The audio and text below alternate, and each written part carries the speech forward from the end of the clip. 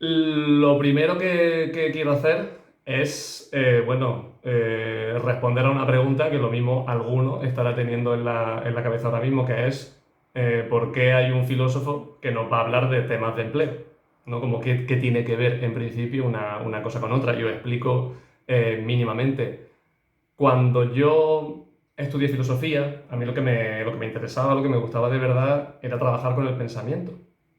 Era plantearme todo lo que el pensamiento es capaz de hacer, lo que es capaz de conseguir para bien y para mal, ¿no? La clase de problemas que es capaz de crear y la clase de soluciones y de proyectos de vida que puede, ¿no? Entonces, conforme fui estudiando, me fui especializando en la parte más práctica de la filosofía, y en el máster y en el doctorado me centré directamente en esos momentos de crisis vital que todos pasamos o muchos pasamos en algún momento, ¿no? Y qué podemos hacer a nivel de pensamiento, a nivel de reflexión, para salir de ello.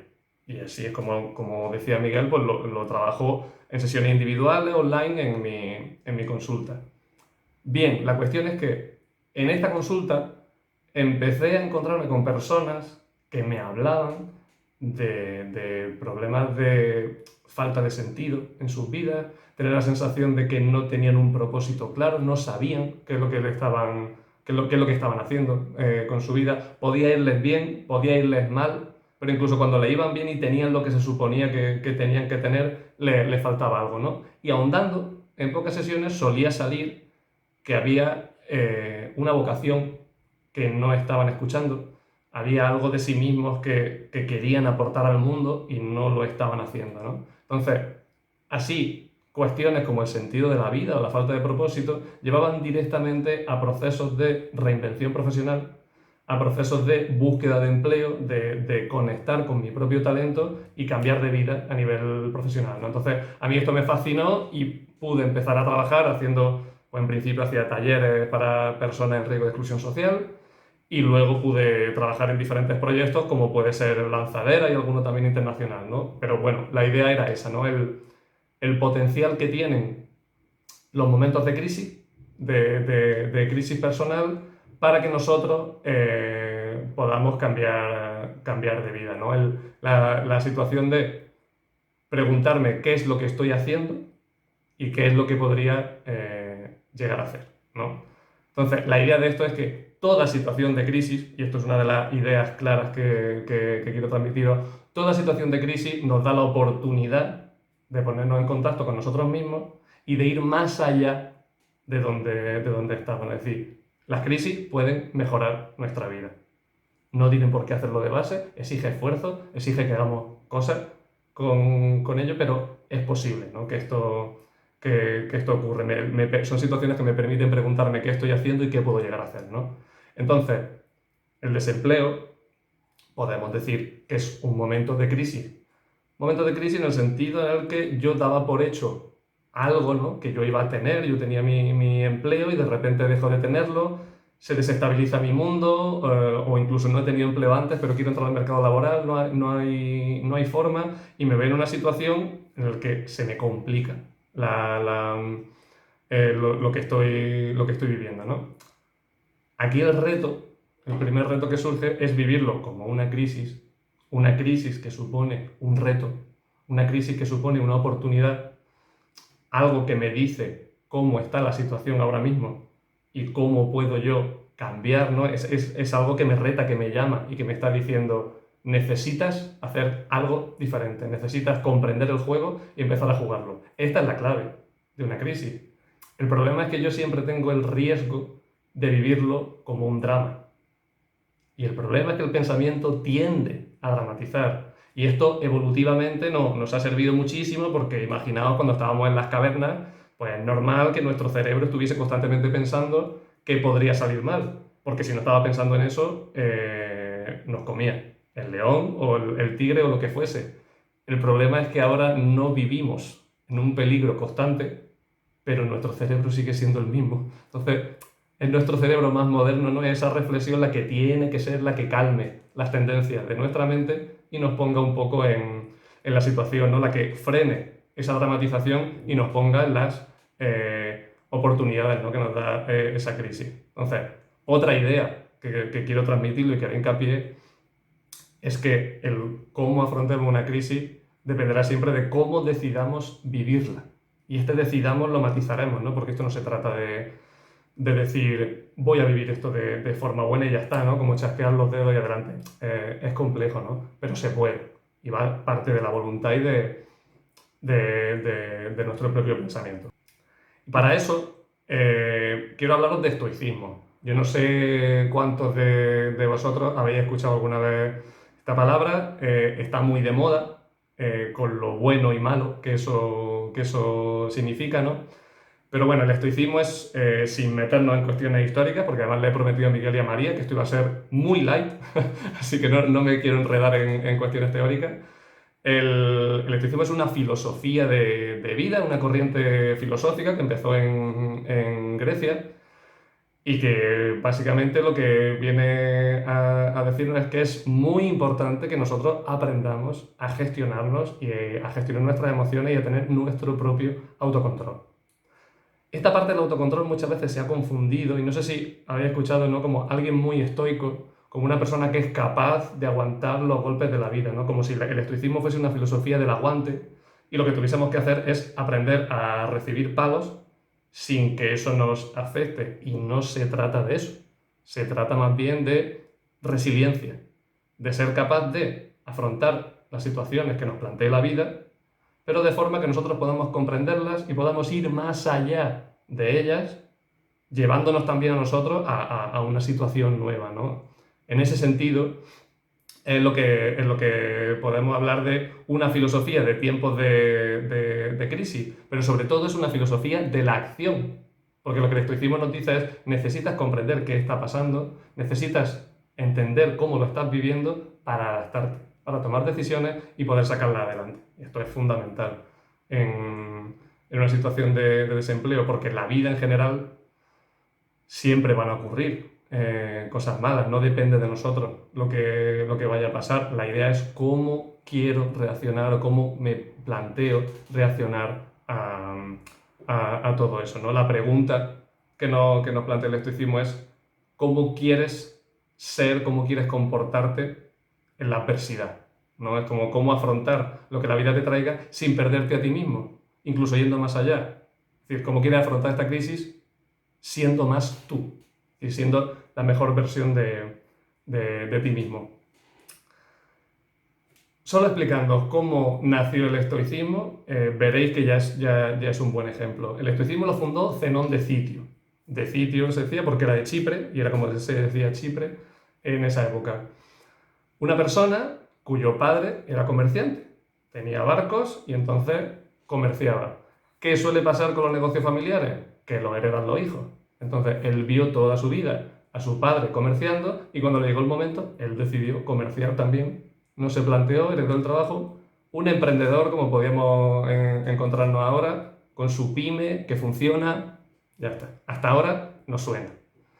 Sin embargo, un día el barco naufragó frente a las costas del Pireo, en Grecia. Y él sobrevivió y llegó a la costa y tuvo que ver desde la playa cómo el barco se hundía. No solo se hundía el barco, se hundía su proyecto de vida, se hundía lo que había dado por hecho y por sentado, lo que él iba a vivir constantemente, ¿no? Él pensaba que se iba a jubilar, aunque no hubiese jubilación. Se acabó el barco en una época sin seguro, sin desempleo. Y él, lo importante de esto es que él tomó la decisión de que él no podía dejarse llevar por cosas así, ¿no? Es decir, no puede ser que yo tenga trabajo y yo esté bien y ahora de repente pierda el trabajo y además de perder el trabajo, pierdo mi felicidad, pierdo mi estabilidad, ¿no? Entonces empezó a estudiar filosofía porque quería comprender más su pensamiento. Y así acabó siendo profesor de filosofía, prácticamente maestro, porque fundó una escuela estoica, la escuela estoica. Entonces lo interesante de esto es que no solo aprendió a controlar su pensamiento y a superar esa crisis, sino que vivió un proceso de reinvención profesional que lo puso más en contacto con él mismo, porque cuando era comerciante sencillamente estaba continuando el trabajo de su padre, pero cuando decidió hacerse filósofo y hacerse profesor, hacerse maestro y fundar una escuela, estaba siguiendo su propio camino. Luego, en ese sentido, podía aportar muchísimo más al mundo, ¿no? Entonces, de eso se trata, ¿no? El cómo quiero vivir la situación de crisis que me encuentre y cómo puedo llegar a ser más yo. Y esto lo vemos desde los inicios de la escuela. Lo que nos dice el estoicismo es que la clave está en nuestro pensamiento, ¿vale? Y que sentimos lo que pensamos. Y ahora veremos algunas herramientas, pero lo importante es vigila tus creencias porque tus creencias están construyendo tu mundo. Tus creencias están definiendo cómo tú sientes las cosas, cómo tú sientes lo que te está pasando, ¿no? Entonces, ellos se centran en la gestión emocional, porque saben que las emociones nos llevan y cuando hay un arrebato de ira podemos hacer cosas que nos metan en problemas, cuando hay una tristeza, una frustración profunda, perdemos las fuerzas, perdemos la energía, no somos capaces de hacer nada. Entonces al estoicismo se le ha dicho que es como demasiado mental, no como que pretende con el pensamiento cambiar las emociones, pero lo primero que dicen los estoicos es que hay que permitir las emociones, porque con las emociones no se negocia y eso lo habréis vivido todos. Cuando estoy triste, puedes leer los azucarillos que quieras, que ninguna de esas frases te va a poner contento. Tienes que permitirte estar, ¿no? Creo que en el desempleo es todavía más importante, porque no sé si lo habréis vivido, pero muchas veces en el desempleo pasa que cuando hay tipos de motivación que automáticamente quieren pasar al, bueno, venga, vamos a salir adelante, ¿no? Estamos en paro, no encuentro trabajo, pero venga, cabeza alta, mucha actividad y tal. Pero lo mismo, yo lo que necesito en ese momento es un pequeño espacio para quejarme, porque lo mismo sí que estoy viviendo una injusticia. Lo mismo estoy viviendo algo que no me merezco. Y necesito permitirme decir, esto es injusto. Yo no me merezco esto. Yo estoy trabajando, yo merecería tener un trabajo, pero no depende de mí. Esto resonará mucho en esta charla y no puedo hacer nada al respecto con esa injusticia, no a nivel individual, ¿no? Pero sí es importante que yo me permita sentir lo que siento y me diga, pues yo estoy triste porque esto me está resultando duro, sin más. Ahora, ¿cuál es el contrapunto estoico? Es siempre hacer algo más allá de esa queja, más allá de ese permitirse sentir. Es como, vale, pero ¿qué voy a hacer con esta situación que me he encontrado? ¿Que será injusta? ¿Que serán los políticos? ¿Que serán las empresas? ¿Que será? Da igual. Serán muchas cosas que no dependen de ti. ¿Qué vas a hacer tú en esto? ¿No? ¿Qué quieres plantearte? Por eso es una filosofía de la acción. Pero no pasa a la acción automáticamente. Lo hace cuando tú estás preparado para, para hacerlo. Entonces, en este sentido, lo que me gustaría plantearos son tres técnicas, tres tipos de ejercicio que en realidad son ideas muy sencillas que podéis practicar como ejercicio, sencillamente darle vueltas, reflexionar sobre ellas, que creo que son muy aplicables a la búsqueda de empleo. Ya os digo, el estoicismo es una forma de vida, un tipo de filosofía, es una sabiduría que puede transformarte cuerpo y mente, es una cuestión muy radical, ¿no? Pero sí que es cierto que al estar tan enfocado en la acción, creo que una buena forma de iniciarse en el estoicismo es realmente practicando ciertas técnicas o ciertas ideas, ciertos planteamientos, y esto es justo lo que quiero transmitir hoy. Vale, la primera técnica. La primera técnica que os planteo es de un filósofo romano, estoico por supuesto, llamado Epicteto, o Epicteto, nunca he sabido bien cómo se pronuncia, que fue esclavo y luego acabó fundando una escuela. Digo esto aunque no aporte nada a la técnica porque creo que una persona que ha sido esclavizado y ha conseguido superar toda su ira, todo su rencor a la sociedad y acaba aportándole algo, creo que ya como persona ya es algo bastante ilustre y bastante digno de mención, ¿no? ¿Qué nos dice Epicteto? Nos dice, no nos dañan los hechos, nos dañan las interpretaciones que hacemos de los hechos. ¿Qué significa esto? Nos dañan nuestras opiniones, nos dañan lo que pensamos sobre lo que ocurre, pero en sí mismo no nos daña lo que ocurre. Y esto va a ser fundamental, la distinción entre hecho e interpretación. ¿Qué es un hecho? Un hecho es la realidad objetiva, es las cosas tal y como son, tal y como pasan. Un hecho es que hoy es jueves. Eso es impepinable. Hoy es jueves. Ya está. Te puede parecer bien, te puede parecer mal, pero el hecho en sí es que hoy es jueves. Punto. ¿Qué es la interpretación? La interpretación es cómo yo vivo ese hecho, cómo ese hecho se me plantea a mí. Por ejemplo, más sencillo aún, ¿no? Si hoy estuviese lloviendo, hoy podríamos decir, ahora está lloviendo. Esto sería un hecho. Pero si yo digo, hoy hace mal día, esto sería la interpretación. ¿Por qué? ¿Estoy describiendo el hecho? Me estoy apoyando en un hecho, pero estoy metiendo un juicio. Un juicio que no está en la lluvia. ¿Cómo que hace mal día? Hace mal día porque yo quería echar una cerveza en la terraza con mis amigos y ahora está lloviendo y no puedo salir. Pero eso no es una propiedad de la lluvia, eso no es algo del mundo. Eso es que a mí no me viene bien. Probablemente multitud de agricultores, si ha pasado un tiempo sin lluvia, al levantarse y ver que está lloviendo, dicen, hoy hace un día maravilloso, hoy hace el día que necesitábamos. ¿Vale? El hecho siempre es ajeno a mis deseos. Y lo que nos dicen los estoicos, lo que nos dice sobre todo Epicteto es cuidado con cómo interpretamos los hechos. Porque si lo interpretamos de una forma negativa, de manera automática, vamos a vivir esa negatividad. Y si yo me invento un drama sobre lo que está pasando, voy a vivir en ese drama. Entonces, ¿cómo es posible que un despido pueda ser una bendición para alguna y una maldición para otra? Porque esto puede pasar. Hay personas que, si yo estoy harto de mi trabajo y no me atrevo a dejarlo porque me da miedo, porque tengo los típicos prejuicios, ¿cómo voy a dejar un trabajo? ¿Con cómo están las cosas? Y yo creo que históricamente siempre se ha dicho que están las cosas malas, pero nosotros lo decimos también, no se puede dejar. Y de repente te echan, no sé si a alguno ha pasado, pero una sensación de liberación, de gracias por hacer lo que yo no me atreví a hacer, una oportunidad para plantearte, vale, ¿qué voy a hacer a partir de ahora? ¿Me voy a reinventar? ¿Voy a seguir? Bien. Ahora bien, si yo necesitaba ese trabajo, si me encantaba, si la empresa era maravillosa y tal, evidentemente no me va a caer bien. Me va a doler bastante que esto ocurra. Entonces, como vemos, ante un mismo hecho, hay una pluralidad de interpretaciones diferentes. Yo puedo tomármelo de tanta forma que la idea es, primero, darnos cuenta de que el hecho es ajeno a nuestra interpretación y que las cosas son, simplemente, y luego ver cómo se va elaborando esa interpretación, ¿no? Porque probablemente si tengo miedo a no encontrar trabajo, empiece a ver esto como un drama. Y habrá una parte negativa, evidentemente. No se trata de fingir que las cosas son siempre maravillosas, pero sí que se trata de darnos cuenta de que esa interpretación es compatible con otras y que dentro de lo malo también me están surgiendo oportunidades.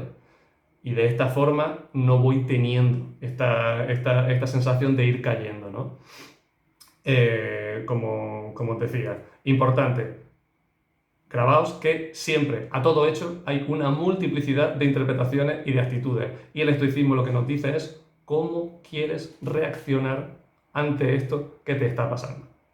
Y esto no se trata de convencerte, sino de darte cuenta de que el hecho en sí no te está obligando a sentirte triste ni contento, sino que tú tienes la oportunidad de añadir y de modular un poco como lo estáis viviendo, ¿no? Entonces, es muy interesante el que os planteéis hacer un ejercicio cuando queráis. Yo os lo explico y ahí lo dejo, ¿no? Porque el estoicismo, como trabaja mucho con creencias, con esta forma de pensar que tenemos, lo que nos dice es que es importante tener un diario estoico, donde nosotros vayamos apuntando el trabajo que vamos haciendo, lo que nos vamos dando cuenta, las ideas que nos vienen, nuestros objetivos, todo eso, ¿no? Como una herramienta. Sin embargo, podríais empezar, ¿no?, con un diario estoico del empleo. Entonces, basándonos en esta primera técnica, lo que podríais hacer sería poner, esto os lo propongo, no tenéis que hacer ahora, solo para que lo sepáis, buscar en vuestra mente todas esas creencias, todas esas ideas que por lo general son negativas y os soléis estar diciendo, ¿no? Os propongo una, no hay trabajo. ¿Cuántas veces habéis dicho no hay trabajo? Ya podéis preguntaros, ¿esto es un hecho o una interpretación? Alerta spoiler, es una interpretación. Si fuese un hecho, para que fuese un hecho significaría que no habría empresas, no existiría Infollón, no habría ninguna oferta, no habría economía. Para poder decir que es un hecho el que no hay trabajo. Entonces, ¿cómo que no hay trabajo? ¿Cuál sería el hecho real ahora mismo? Aún no he encontrado trabajo. Vale, eso sí es un hecho, pero eso no habla, eso simplemente habla de una temporalidad de que todavía no lo he conseguido, ¿no? Por ejemplo, si tenéis 45, 50 años, podréis tener en la cabeza, es que no contratan gente mayor de 45. ¿Esto es un hecho o una interpretación? Es una interpretación.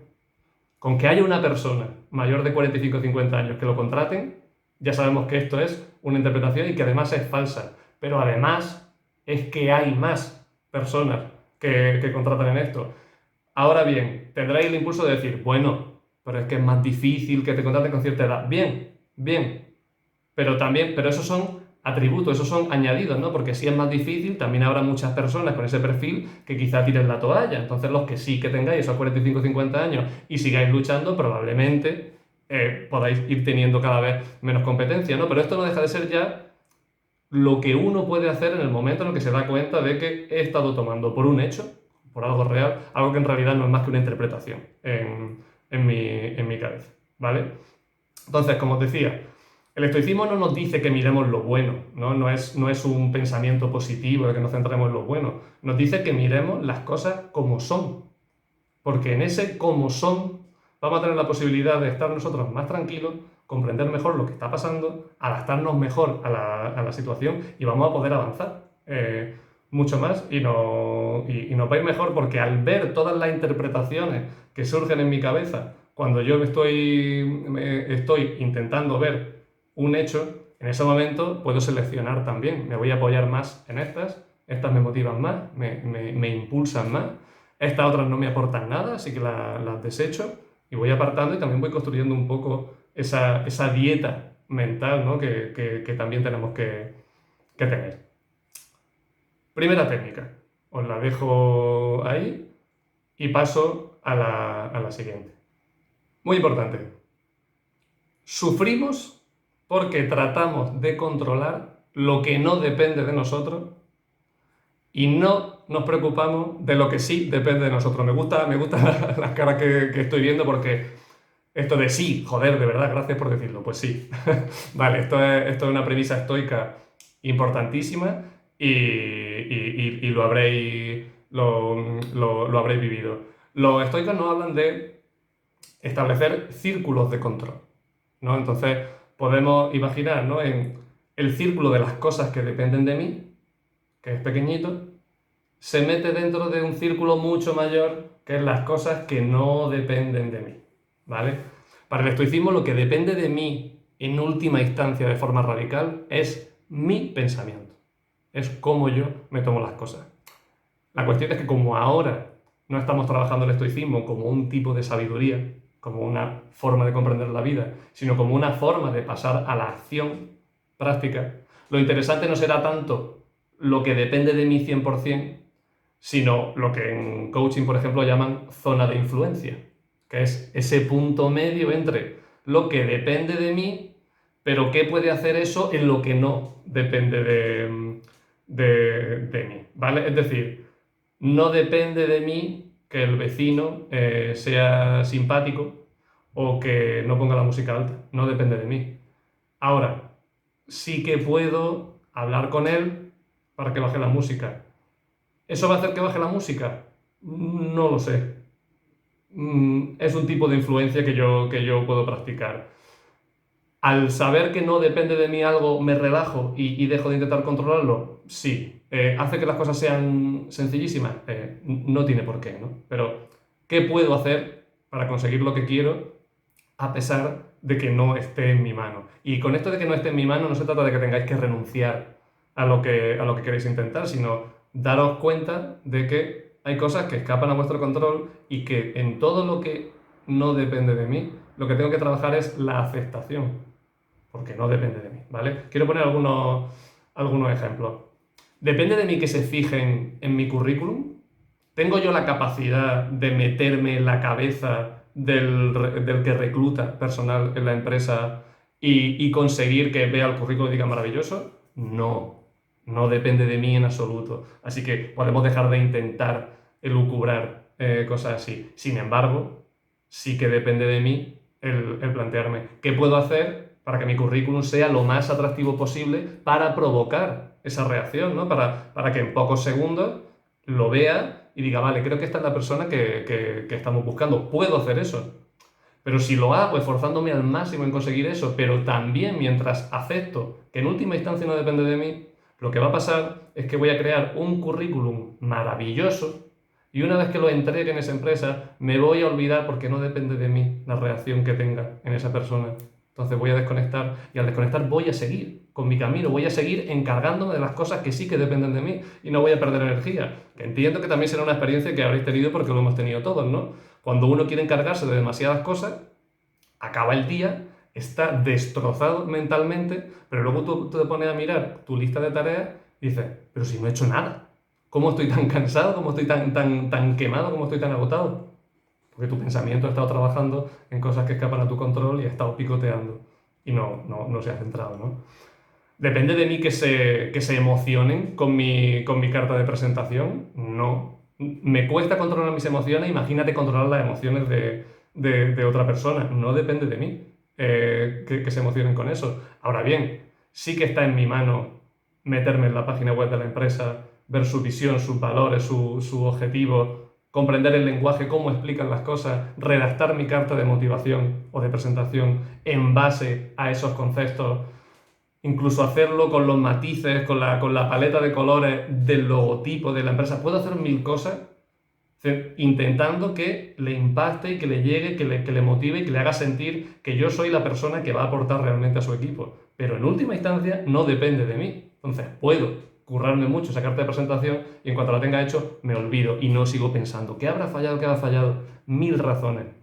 Pudo tener un mal día y todas las cartas que vio ese día no le hizo caso. No depende de mí, no habla de mí, no me preocupo de ello. Igualmente, no depende de mí que surjan nuevas ofertas. Yo no creo ofertas de empleo, no puedo hacer nada para que haya nuevas. Ahora, sí depende de mí que haya pocas o muchas, yo esté alerta constantemente y si en los portales tradicionales de empleo no encuentro el tipo de empleo que estoy buscando, puedo hacerme un listado de empresas que me interesan, ver cuáles de ellas tienen el trabaja conmigo en la página web, inscribirme, muchas de ellas tendrán sus propios perfiles y puedo ir haciendo todo eso. Eso sí depende de mí, pero no depende de mí que surjan ofertas nuevas, solo depende lo que hago con aquellas que yo encuentro. Bien, vais viendo, ¿no? La idea de desengancharme de todo aquello que no depende de mí es para bajar el nivel de preocupación, liberar mi cabeza y que yo sea más eficiente y haga las cosas mejor. Y puedo hacer de esta forma, puedo trabajar mejor, puedo ser más eficiente realmente, con menos esfuerzo mental, con menos desgaste. Y esta es la idea, ¿no? El adaptarse sin desgraciarse a la situación, ¿no? Y haciendo las cosas, puedo hacer un currículum que hable realmente más de mí, una carta de presentación mejor, puedo encontrar ofertas que me llenen más, ¿no? Entonces, ¿cómo podemos llevar esto a la práctica? En empleabilidad es muy interesante el hacer un plan de acción, ¿no? El plantearme dónde estoy ahora mismo, dónde quiero llegar, por lejos que esté, y esto es consejo personal. Plantearos siempre vuestro trabajo ideal, no ese que necesitáis ahora para pagar facturas. Trabajo ideal, aquel en el que sentís que vaya a expresar quiénes sois, que vaya a transmitir vuestro propósito, ese es vuestro trabajo ideal al que tenéis que atender. Ahora bien, los trabajos intermedios que tengáis que conseguir son parte de ese plan de acción que os lleva a eso, que os lleva a vosotros mismos, ¿no? Entonces, ¿dónde estoy? ¿A dónde quiero llevar? ¿Qué títulos necesito? ¿Qué trabajos? ¿Cuál es esa progresión? Bien, ¿no? A mayor nivel de detalle, mejor, mayor claridad, mayor estrategia. Vale, ¿cuál sería el aporte estoico a este plan de acción? En cada etapa puedo preguntarme, ¿depende esto de mí o no? Si depende de mí hacer algo, ya sabéis lo que toca. ¿Cómo puedo mejorarlo? Si no depende de mí, desconecto. Y acepto y gestiono la posible frustración que puedo tener de que hay cosas que me importan en la vida y que no dependen de mí. y que me puedo encontrar con fracasos y que me puedo encontrar con situaciones que no me gusten, pero es que esto es así, es que la vida es así y como forma parte de las reglas del juego, tenemos que aceptar esas reglas del juego para jugar. Esto es la vida. La vida no va a la carta, ya está. Lo aceptamos y seguimos adelante. Que sí depende de mí y me encargo de ello para maximizar las opciones. De esta forma me libero de los easy, pero easy no me cogen en esta empresa. Bueno, es que no depende de ti, que te cojan o no te cojan. Entonces, ¿qué te aporta el estar agobiándote pensando en lo que podría pasar, en lo que es que no está en tu mano, ¿no? Entonces, como decíamos, céntrate en aquello que sí que depende de ti y olvídate de estar todo el rato visualizando las cosas negativas que podrían pasar, porque esto sabemos que muchas veces no tiene freno y al final nos centramos solo en pensar así y nos limitamos bastante, bastante, ¿vale? Entonces, esta sería la segunda técnica, también con su posible ejercicio. Vale, la tercera técnica, en cuanto empiece a aplicarla vais a pensar, vale, esto no contradice lo anterior, pero veréis que no, ¿no? Os digo el nombre en latín, que está chulo, Praemeditatio Malorum, que suena un poco extraña, significa anticipación de la adversidad, ¿no? Es como una meditación, una reflexión de lo que podría salir mal. Y ahora estaréis pensando, ¿no me has dicho que no me preocupe de los ISIS? Bien, esta es la idea de esto. Es lo que llaman también visualización negativa. ¿Qué pasa? ¿Qué es lo mejor que puedo hacer para no estar todo el rato pensando en aquello que podría salir mal? Estar preparado para aquello que podría salir mal, ¿no? Entonces, darle a nuestra mente y a nuestra estrategia el espacio que necesita para afrontar eso. Entonces, yo tengo mi plan de acción. He trabajado mis creencias, las creencias que me limitan y que me hacen ver mi camino laboral y que lo ha ampliado. Tengo ese plan de acción con esas etapas y tengo clarísimo qué es lo que depende de mí. Ahora bien, puedo preguntarme, ¿no? Y practicar de esta forma. ¿Qué podría salir mal? Es decir, ¿qué podría no cuadrar? Y ante cada posibilidad de algo que pudiera salir mal, me esfuerzo, dedico unos minutos a plantear una opción B, un plan B, algo que podría hacer. De esta forma, ahora pongo algunos ejemplos, ¿no? De esta forma, lo que consigo es, yo voy hacia adelante, yo me esfuerzo en lo que depende de mí, acepto que hay cosas que no dependen de mí, luego el éxito al 100% no está en mi mano, pero sin embargo, si algo falla, yo ya estoy preparado. Yo ya me he planteado otras posibilidades para seguir mi camino. Que de nuevo, no se trata de renunciar a ese empleo ideal, vocación del que yo hablaba. No, porque es que muchas veces lo que uno se da cuenta es que hay 1000 caminos para llegar a ese sitio en el que vosotros podéis aportar todo lo que lleváis dentro y lo que verdaderamente os gustaría transmitir, porque por lo general una vocación o un propósito no tiene nada que ver con un puesto de trabajo concreto, ¿no? Sino con lo que tú aportas realmente y lo que puedes hacer y lo que puedes transmitir a esas personas. Entonces, a toda posibilidad de algo que no pueda no salir, me planteo qué podría hacer, ¿no? Como imaginaros, sé que en 2 meses me han dicho que sale una bolsa de empleo que es de mi perfil perfecto, que tengo muy buen currículum, que es que además es de lo mío y me encanta y tal. Vale, dentro de 2 meses. Bien, perfecto, ¿no? Sin embargo, puedo dedicar 5 minutos, no más, a decir, vale, creo que mi estrategia de empleabilidad está dependiendo de una única oferta y parece que lo que tengo que hacer ahora es cruzarme de brazos a esperar que eso llegue. Vale, y me planteo, oye, ¿y si lo retrasan? ¿Y si lo cancelan? ¿Y si pasa algo? Entonces, sencillamente, sin asustarme, decir, vale, no creo que eso tenga que pasar, ni siquiera es probable, pero si ocurriese, ¿qué hago? Vale, pues entonces lo que voy a hacer va a ser estudiar empresas afines a ese puesto de trabajo y empezar a analizarla un poco porque quizá me gustaría o trabajar con ella o lo mismo me plantearía incluso una autocandidatura para plantearme. ¿Qué consigo con esto? No cambio nada de eso que podría ocurrir, tal. Eso no lo cambio porque no depende de mí. Sin embargo, estoy mucho más tranquilo porque tengo mi plan A, pero si la cosa se tuerce, yo tengo mi plan B que sigue llevándome a ese sitio al que yo quería llegar, que es ese trabajo que a mí realmente me motiva. Puede que sea más cómodo, puede que sea más incómodo, que tenga mejor o peor sueldo, pero yo puedo seguir avanzando. Y tener un plan B, por si la cosa se tuerce, lo que hace es, paradójicamente, es que yo no esté pensando constantemente en que qué va a pasar si la cosa sale mal, porque ya lo sé. Ya sé lo que va a ocurrir, ¿no? Entonces, por ejemplo, si presento muchos currículum en muchos sitios y me planteo de repente, oye, pero ¿y si no me cogieran en ninguno? Como, vale, ahora mismo estoy en una fase en la que he diseñado mi currículum y lo estoy repartiendo, lo estoy enviando. Pues en caso de que pasase mucho tiempo y yo no recibiese una respuesta positiva, ¿no? Que es lo que yo espero de esto, lo que haría sería plantearme algún tipo de formación que mejorase mi perfil. Porque quizá lo que está pasando es que no doy el perfil al que me estoy planteando porque lo mismo se han actualizado o lo que sea. Entonces, vale, pues quizá investigue esto y vea qué es lo que puede hacer. Estupendo. Tú sigues repartiendo tus currículums, sigues haciendo eso, pero si se tuerce, tú ya tienes una posibilidad para ir mejorando. Eso es adaptación. Y de nuevo, te libera la mente de estar pensando, ¿y si no? ¿Y si no? ¿Y si no?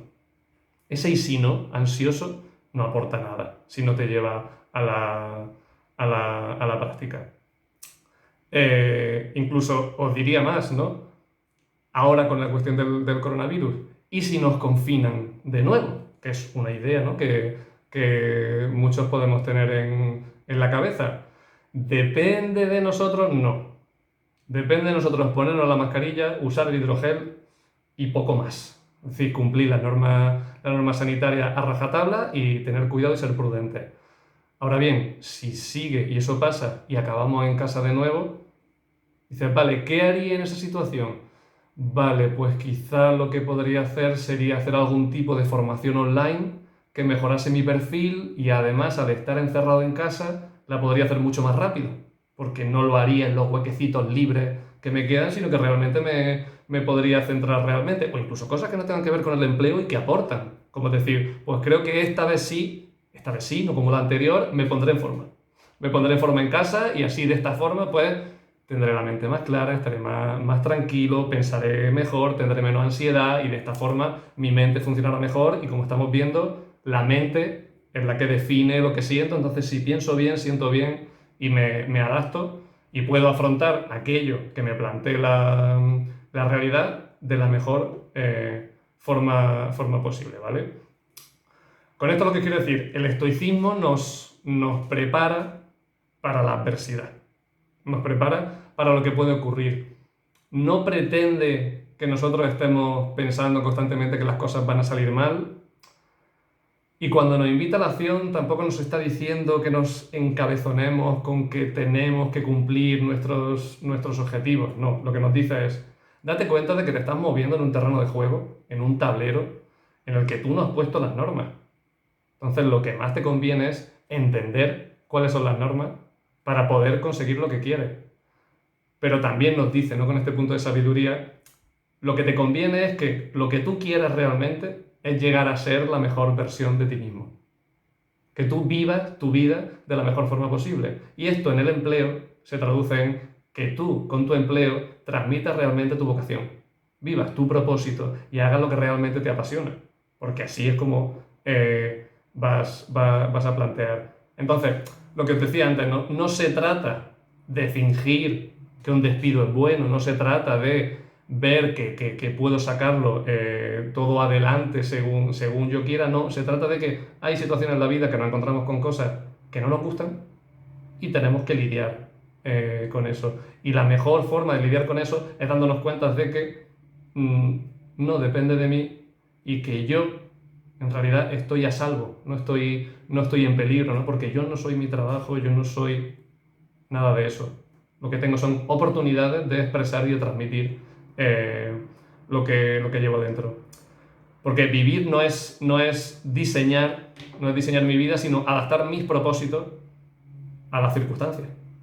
Y decir, vale, acepto que hay cosas que no dependen de mí, pero voy a buscar la manera de intentar hacerla realidad. Y lo importante es cómo gestiono mis emociones y mis pensamientos por el camino, para no destrozarme por el camino y poder hacerlo y poder llegar realmente a lo que quiero e ir creciendo sobre la marcha, que es realmente la resiliencia, ¿no?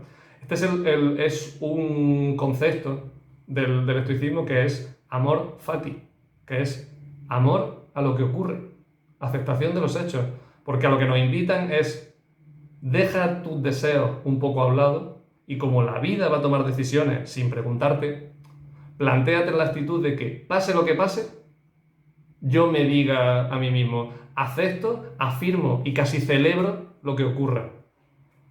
Confinamiento. Haré lo posible porque no ocurra.